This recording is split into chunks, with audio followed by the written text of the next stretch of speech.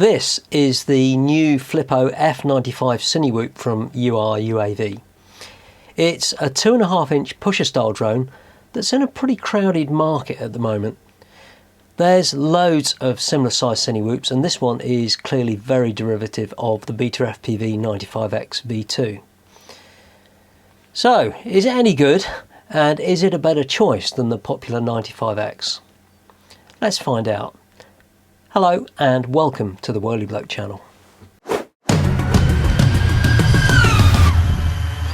Basically, what we've got here is a clone of the BetaFPV 95X V2.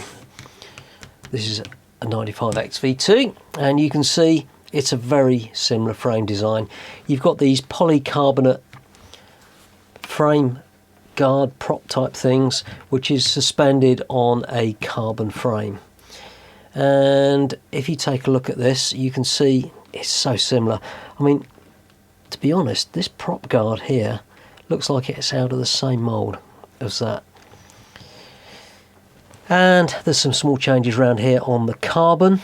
You can see that the motor is held on with just 3 bolts rather than 4, and a little cutout there. It's basically the same thing. And to be honest, there's nothing wrong with that. The 95X V2 does fly really well, but BetaFPV have now moved on and the V3 is available. Mine's on order. Now this is a 2.5-inch pusher style quad with the props configured to be props in, which isn't really the norm these days for Cinewhoops. And what we've got buried down here in the frame is a diamond footprint F405 Flight Controller and an all-in-one 20 amp ESC. And the motors, if you look here, it's got something to point with. These are very neatly plug wired out of the way of the props, so it makes changing them dead easy if you get a problem.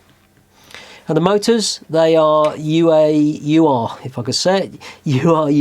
branded 1106 4500 kV, and they're paired with these Gemfan D63mm props. Now, one thing they've done which is nice is that they've mounted the flight controller the other way up, and that means that the USB connector is underneath, and this makes it really easy to get to, unlike on the 95X. And they even provide this little plug here to keep gunk out of the USB connector. And another really nice thing is these feet on the bottom. It just keeps the flight controller and the frame out of the way of damp grass, and these feet are great landing on. And it's got a set of adhesive foam bumper pads around the frame. Not sure they any real benefit, but they are pretty yellow. There's 4 LED tail lights mounted on the back as well for a bit of fun. The VTX is mounted under the rear frame just down here. It's an XF 5805 40 channel power switchable between 25, 100 and 300 milliwatts using smart audio. And there's a circularly polarised VTX antenna mounted at the back. It's a shame they didn't make provision for the XM Plus receiver antennas. Up front we've got a Runcam Nano 2, that's a 1200 TV line FPV camera with a 2.1mm lens, and it's got a 155 degree field of view, and that's a nice choice of camera, very nice. There's a TPU mount for the GoPro Lite, or similar, but unlike the 95X, if you look at the 95X here, you can wind this bolt in and change the angle of that HD camera. You can't do that with this, which is a shame. You can change the angle of the FPV camera very easily just by loosening off these screws down here, but you can't change the HD camera. If you find it's a problem, you could cut the bottom of the mount, I guess, to change the angle a bit. And this mount has been designed to take something like the GoPro Lite, just slots in there very nicely. It's a very nicely printed mount actually. I'm sure you can get a Insta360 4K SMO in there as well, although it might be a bit tight.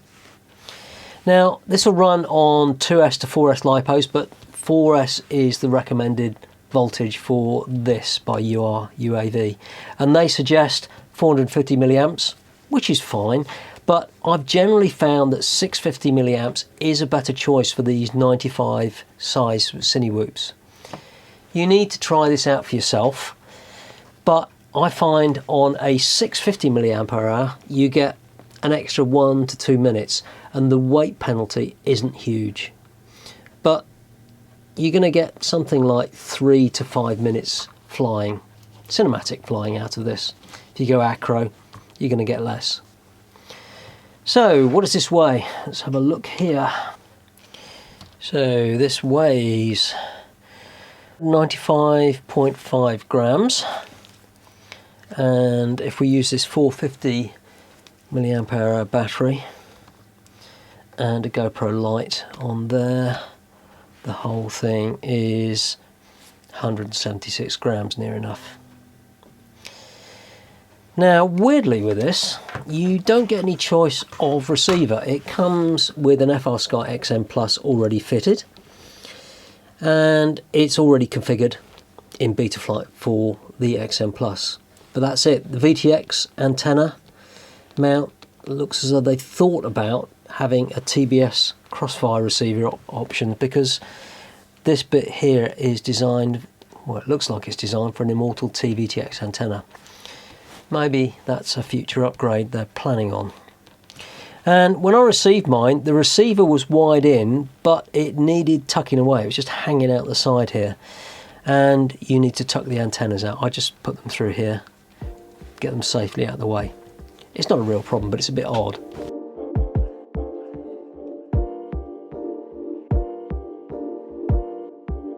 The tune on this is pretty good. Betaflight's got so much better recently that tuning is much less of a problem than it used to be, and this flies just as it should. Although there is a little bit of jello in the FPV camera, any jello in the HD footage disappears if you've got an ND filter or you post-process it using Real Steady. And this is where the BetaFPV 95X wins, because the extra damper and carbon mount get rid of all the jello in the HD camera. But this is extra weight, and it's one reason why the Flipo is a little bit lighter than the 95X. When you're flying it, there is a hint of yaw washout on tight, slow turns, but nothing you can't fly around. You can easily do light acro, but this is really set up and configured for cinematic flying. And generally, I'd say it flies just a little bit better than the 95X V2. So, is it any better than the BetaFPV 95X V2? Well, I think it's a really good alternative, especially now that they've moved on to the more expensive V3. This flies and performs about the same, but it's lighter and cheaper. These are about £120, which is around $160, compared to the 95X, which is around $180. It's a little bit more expensive. The V3 is a lot more expensive. Despite a couple of drawbacks that I've mentioned, I think this is a great option if you're looking for a budget 2.5-inch Cinewhoop. And it flies about the same, if not a little bit better.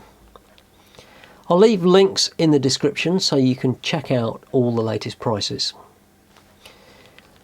As always, thanks for watching, and if you found that useful, give me a thumbs up and leave a comment. And if you want to see more like this, remember to subscribe and hit the bell to get notified when I post new content. I'll see you next time.